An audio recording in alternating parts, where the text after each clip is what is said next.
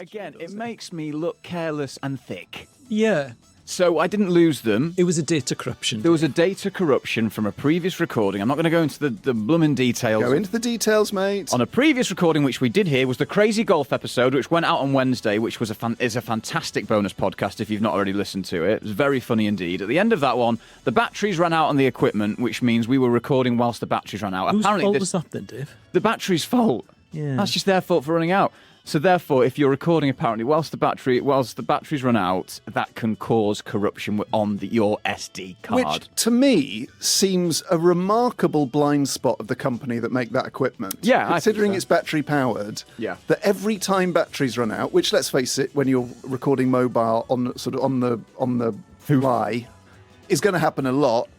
To go, oh, by the way, if the batteries die at any point, it will corrupt all further recordings. Because on your smartphone, for instance, if you run out of battery, when you turn it back on, you haven't lost everything. That's exactly what I said to Dave last night over our second pint.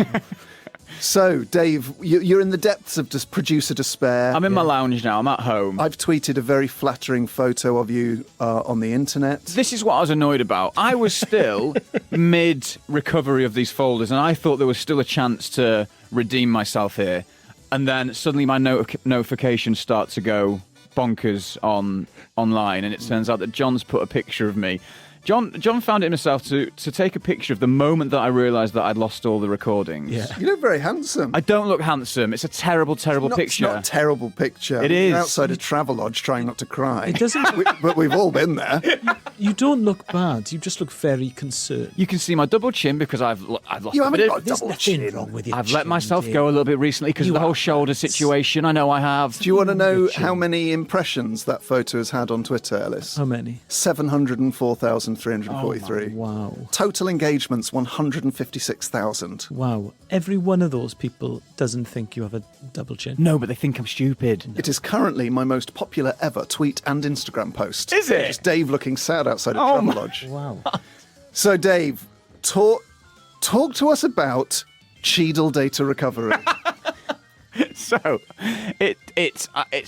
I soon came to realise that just by trying to find this audio, it's not going to cut it. It's not good enough. We need to go deep into this SD card. Yeah. We need to find out where these files are hidden and if they are hidden at all, or have I just not got anything left. Step forward, Cheadle data recovery. And we're going to hear about Cheadle data recovery very soon. You're listening to Ellis James and John Robbins on BBC Radio 5 Live. Welcome back, folks. We are continuing the discussion of our SD card saga. So we've done an escape room. Dave has been unable to recover the audio. Yeah. He's also realised he's lost 2 previous audio recordings. And bear in mind the company you work for is called Audio Always, Dave. It's got to really stick in the craw. It really made me laugh when John said, the company you work for is called Audio Always, or should I say Audio Sometimes. And Dave went, classic Robin Zinger on WhatsApp. And Dave went, John! Also, Dave... I find it funny. So the escape room cost, what, 92 quid? Yeah. Were the Inland Revenue to conduct an investigation of Audio Always' accounts, Yeah. and they see a receipt for an escape room for 92 quid, Yeah. how are you going to prove it even happened? That's do you my mean? concern. There's no proof that it happened. I think we're fine. I think that's okay. I'm not worried about that. That's the kind of lackadaisical attitude that gets people in trouble, Dave. It's fine. It's fine. So this is the audio that Dave managed to recover and posted a clip of on Twitter asking for help. Oh my! How does that make you feel hearing that, Dave? It's like a bad nightmare. Now, should apologise actually, because that clip does contain an expletive. No, it doesn't. Yeah, it does. It doesn't. It does. When the guy on Twitter slowed it down. Oh, that's a different clip you got. Oh, okay. Yeah. So anyone listening with ears like a fly has eyes. Anyway. The pathetic thing is that obviously we've got to record all of these podcasts before May to fulfil the contractual obligation. We did consider releasing that. Yeah. So, Dave, where in comes Cheadle Data Recovery? To save the day. Luckily, there's a data recovery service just around the corner from my house. took it to One this of guy. two in the northeast. One of the two in the northwest. Northwest, sorry. He went into a lot of detail to explain to me the industry on the whole, and how actually, if you live in Portugal, there's only one data recovery business in the whole country, which means you've got to pay thousands of pounds to recover your data. joking. I'm not Any joking. data recoverists, move out to Portugal. They're desperate for you. Yeah, whereas here in the UK, quite a competitive market, which means the prices stay quite low. Okay. Which is nice.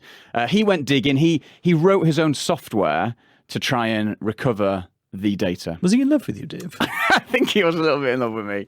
He took his job very Oh, I seriously. think Dave was in love with him. I was. I could have kissed him. Could have kissed him, because the good news is 2 of the 3 episodes have been recovered, so we still have bonus podcasts coming up. Which ones? Well, I don't want to give too much away about what we're going to be doing with the bonus podcasts, but it's too late, Dave. safe to say you might be bowled over. I've already said yes, bowling. Yeah. But I had a suggestion for how to save the files, didn't I, Dave? Which was to drag something into the SD folder to try and wake up the card. John was really keen to make sure I tried this, because how did you hear about this? Was it I think my friend Robin told me to try Yeah. that. So with the escape room audio, I dragged in some audio to try and wake up the SD card, which isn't even a thing. But John kept insisting that this is what I should try. I didn't. I texted saying my friend Robin said do that. No, and then you texted later on that evening to say, have you tried the wakey thing yet? I tried the wakey thing. The reason we've not got the escape room as an episode, God. we could have had all 3. This is all could have been brushed under the carpet. The reason we've not got the escape room is because I dragged some audio into that final folder, which overwrote everything. That's kind of my bad. But students Oh, are currently working on that, aren't they, Dave?